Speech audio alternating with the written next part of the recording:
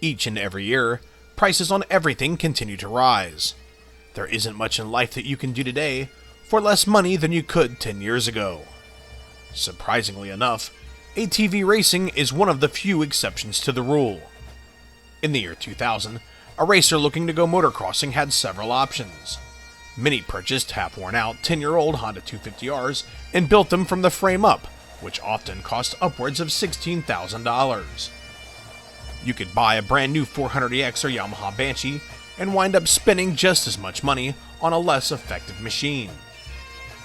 Those who spared no expense even purchased new high-performance dirt bikes, robbed them of their engines, and added it to aftermarket chassis, with the entire machine often costing upwards of $25,000. Fast forward 10 years to today, there are 5 manufacturers producing high-performance 4-stroke ATVs purpose-built for motocross racing.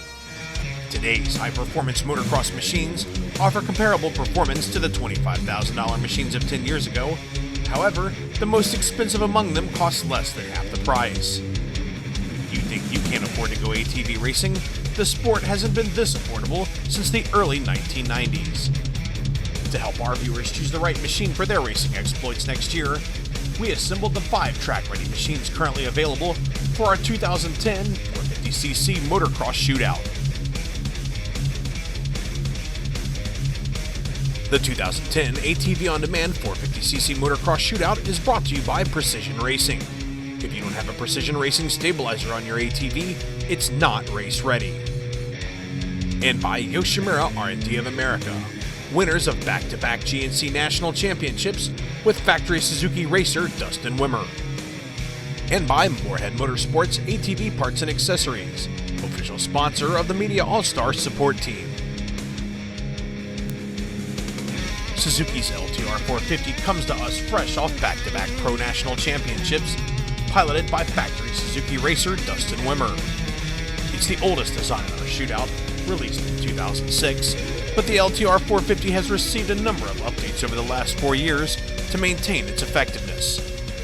Polaris' Outlaw 450 MXR is the most affordable machine in the shootout. The KTM-powered machine was released in 2008 and received a number of updates in 2009. Based on the DS450 released in 2008, Can-Am released the motocross-specific DS450 X MX in 2009. It received new Nerf bars and other minor updates for 2010, and is perhaps the most technologically advanced machine in the shootout. KTM dropped a huge bomb in 2009 with their 450SX. While it is the most expensive machine in the shootout, it features a full chromoly chassis, has the highest level of adjustability, and is claimed to put out over 50 horsepower bone stock. Yamaha was the first major manufacturer to build a high-performance 450 back in 2004, but was the last to come to market with a motocross width machine, giving them the edge in experience and the opportunity to study their competition. Dustin Nelson took the YFZ450R to the 2009 Quad Cross Championship, and the machine received minor wheel and shock updates for 2010. We wanted to make sure that our shootout was available in time for those purchasing new machines for the 2010 season, so we were unable to acquire 2010 models from all of the participating manufacturers. Our Can-Am and KTM were 2009s, however, none of the updates made to the machines would have an impact on their on-track performance or the results of our testing.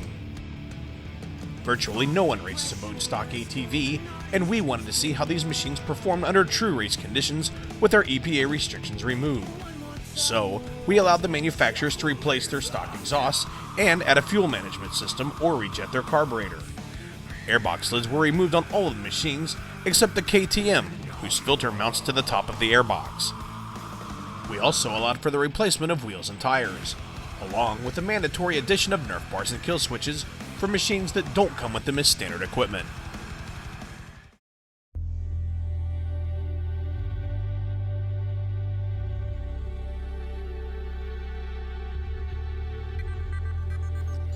All of the machines in this shootout feature water-cooled 4-stroke engines that range in displacement from 448 to 450 cc's. All of the machines feature 4-valve heads, except the Yamaha, which features 5, 3 intake and 2 exhaust. All of the top ends also feature double overhead cams, except the Polaris, whose whose more dated of the two KTM engines features a single overhead cam. The Yamaha, Suzuki, and Can-Am feature fuel injection, while the KTM and Polaris feature 41 and 39mm FCR carburetors respectively. Fuel injection systems do a better job of adapting to temperature and altitude changes, but they require the addition of a third-party fuel management system or device to make use of upgrades such as replacing the pipe or removing the airbox lid. All of these machines feature 5-speed manual clutch transmissions. Polaris is the lone manufacturer offering the additional benefit, yet extra weight of reverse. Polaris and KTM feature hydraulic clutches, while the others feature standard cable clutch actuation. In the chassis department, these 5 machines are extremely different. The Polaris and Suzuki both use steel frames, A-arms, and swing arms. The 450 MXR uses a steel subframe, while the LTR450s is constructed of aluminum. The LTR also benefits from an anti-vibe steering stem. The KTM features a chromoly mainframe, A-arms, and swing arm, and an aluminum subframe and steering stem. The A-arms are camber and caster adjustable, the chromoly axle is adjustable in width, and the 4-position anti-vibe steering stem allows you to move the bars forward or back. Yamaha's frame features a hybrid aluminum and steel construction. It has steel lower and aluminum upper A-arms, an aluminum subframe, and light cast aluminum swing arm. The YFZ450R steering stem is also 4-position adjustable, allowing you to move the handlebars forward or back. The Can-Am features an all-aluminum frame, which is held together using lock bolt fasteners borrowed from the aircraft industry. The DS450 X MX features chromoly A-arms, an aluminum subframe and cast aluminum swing arm, along with an anti-vibe steering stem. The A-arms are camber and caster adjustable, and the chromoly axle is adjustable in width. The 5 ATVs share similar dimensions, spanning between 48.8 inches in width for the Yamaha, out to a full 50 inches for the KTM. The most notably different among them is the Polaris at 47 inches in width, which is almost 2 inches narrower than its closest competitor. All of these machines feature high-quality, highly adjustable suspension. Front wheel travel measures in at 9.6 inches for the KTM, 9.8 for the Yamaha, 10 inches for the Polaris and Suzuki, and 10.7 inches for the Can-Am. All of the front shocks feature preload, high and low speed compression and rebound adjustment, except for the Suzuki, which is fully adjustable minus low speed compression, and the Polaris, which are preload and compression adjustable only. In the rear suspension department, the Polaris features 10 inches of travel, the KTM has 10.2, the Can-Am has 10.7, Suzuki features 10.9, and the Yamaha's rear wheels travel a full 11 inches. All of these shocks are preload high and low speed compression and rebound adjustable, with the exception of the Polaris, which is fully adjustable minus low speed compression. All of these machines feature dual hydraulic disc brakes front and rear.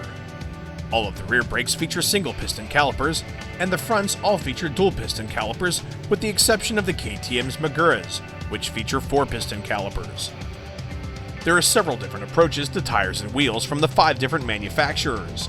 The KTM and Can-Am come with 8-inch beadlock rear and standard 10-inch front DWT and ITP wheels respectively. The other manufacturers use standard non-beadlock wheels. Suzuki uses an 8-inch rear wheel, allowing the optimum size for most aftermarket motocross tires, while Yamaha and Polaris use 9-inch rear rims, allowing their customers more options for off-road tires. 4 of the 5 manufacturers utilize 18-inch rear and 20 or 21-inch front tires, which are considered ideal for motocross. Polaris and KTM both come with Maxxis Razor MX tires, although the KTM comes with Maxxis soft compound tires, which provide superior traction but wear faster. The Can-Am DS450 X MX comes with ITP quad cross tires, and Suzuki's LTR450 rolls on Dunlops. Knowing that many of their customers won't ride exclusively on motocross tracks, Yamaha outfitted the YFZ450R with 20-inch rear and 21-inch front Dunlop radials, which have been proven to work well on both tracks and trails, but don't necessarily excel in any one area. The Polaris features an adjustable front brake lever and comes with aluminum heel guards, as opposed to the plastic ones used on the other machines in the shootout besides the Can-Am. The Suzuki features an adjustable front brake lever, quick adjust clutch perch, and wide foot pegs. Unfortunately, both Polaris and Suzuki use substandard steel handlebars. The Yamaha features Answer Pro taper handlebars, a quick adjust front brake lever, quick adjust clutch perch, ultra-wide foot pegs, and Yamaha's quick-release body fasteners, which allow you to remove the plastic quickly for easier maintenance. The Can-Am features good quality 1 1/8-inch handlebars, an adjustable front brake lever, quick-adjust clutch perch, plus Nerf bars with built-in heel guards. The 2010 Can-Am DS450 X MX comes with netted heel guards, a step up from the ones found on our 2009 test unit. The KTM comes to the Shootout loaded with additional features, such as Magura handlebars, adjustable brake and clutch levers, Nerf bars, wide foot pegs, and it's the only machine in our Shootout that comes standard with a tether kill switch.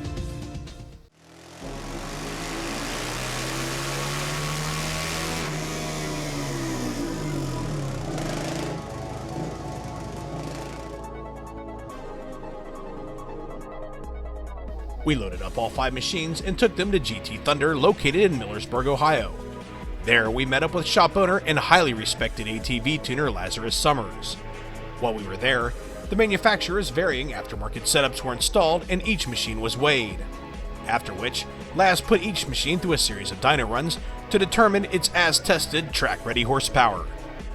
Costing $11,398, the KTM 450SX is the most expensive machine in the Shootout. It is also the one machine in the Shootout which received absolutely no modification, giving it an as-tested price of $11,398.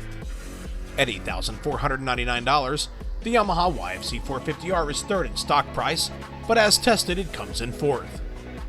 The YFZ450R received a GYTR slip-on exhaust for $349.99 and GYTR Nerf bars with heel pockets for $419.95. 18-inch Quad Cross MX Pro rear tires on 8-inch ITP beadlock wheels for $569.90, and 20-inch Quad Cross MX Pro front tires were mounted on stock front wheels for $179.90. A GYTR tether kill switch for $37.95 rounds out the mods, giving our YFZ 450R an as-tested price of $10,056.65. It's worth noting, if you race on sandy tracks, the stock tires may actually perform better, saving you the $750 on wheels and tires used on our machine. $9,149 will buy you a Can-Am DS450 X MX, making it the second most expensive machine at the dealer, but as tested, it takes third. The DS received a Motorworks SR4 slip-on exhaust system for $299.99, a Motorworks FMI fuel management system for $279.99, and a Pro Design tether kill switch for $34.95. Giving the Can-Am DS450 X MX an as-tested price of $9,763.93. The Suzuki LTR450 retails for $8,099, giving it second in both stock and as-tested prices. The LTR450 received a Yoshimura Cherry Bomb fuel management plug-in for $39.95, and Suzuki had us remove the baffle from the stock silencer. Genuine Suzuki Nerf bars were added for $229.99, along with a Pro Design kill switch for $34.95, giving the LTR450 an as-tested price of $8,396.89. At $7,399, the Polaris Outlaw 450 MXR is the least expensive off the showroom floor and is tested. The Outlaw was outfitted with a Yoshimura RS5 full exhaust system for $595, pure Polaris Nerf bars for $149.99, and a Pro Design kill switch for $34.95, for an as-tested price of $8,178. It's worth noting that in our current economic situation, it's a buyer's market. There are still tons of leftover 2009s and some 2008s sitting in dealers. Most of the manufacturers, including KTM, are running incentive programs, and dealerships are making deals to move units, so any of these machines could be had with substantial savings. Next, the machines were dyno tested and weighed with 1 gallon of fuel. The heaviest machine at 403 pounds was the Suzuki, followed by the Polaris at 386 pounds, the Yamaha and Can-Am tied at 379 pounds, and the KTM was the lightest at 372 pounds. In terms of peak power, the Can-Am comes in fifth at 45.77 horsepower. The DS450 doesn't stand out in any area of the RPM range. However, it is one of the smoothest, most linear power bands in the Shootout, offering good over-rev. Yamaha takes fourth in peak power with 47.48 horses. It pulls notably harder than the Suzuki and Can-Am from bottom to the mid-range. However, there were several small flat spots in the power curve, which may or may not be noticeable on the track. Third in peak power is the Polaris at 48.11 horsepower. The Outlaw pulls hard from bottom to the mid-range, only outperformed by the KTM. The Polaris lingers near its peak horsepower for some time, but falls off earlier and much more abruptly than its competitors. Suzuki ranks second in terms of peak power with 50.30 horsepower. From bottom to the lower mid-range, the Suzuki is comparable to the Can-Am, but then begins pulling ahead. The LTR450 doesn't peak until shortly after the KTM, and offers more over-rev than any other machine. On paper, it has the broadest, smoothest power band in the shootout. At 51.33 horsepower, the KTM is king of peak power. It also makes more power, pulling harder than all of its competitors throughout nearly all of the usable power band. The KTM looks to be the fastest machine in the shootout, with the most usable power curve, but as we've seen in the past, what you see on the dyno doesn't always translate to what you feel on the track.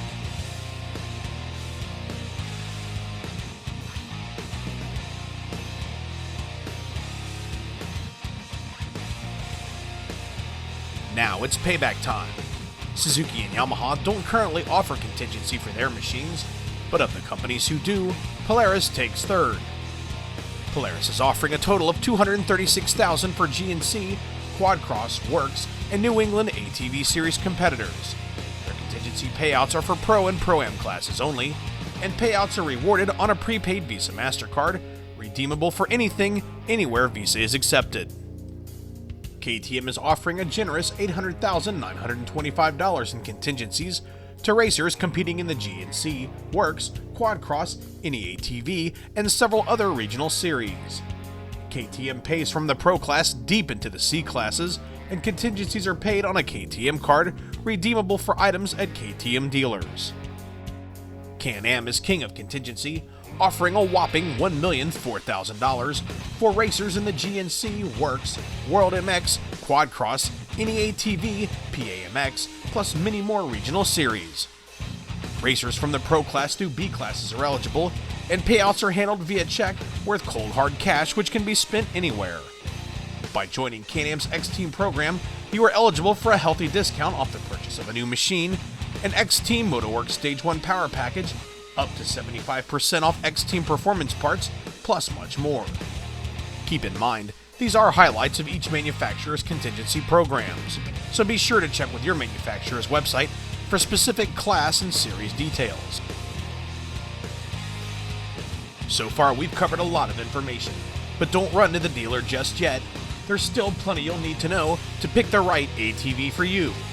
In Part 2, we'll examine on-track performance, durability, and give you our suspension settings to make sure you have your machine dialed in the first time you take it to the track.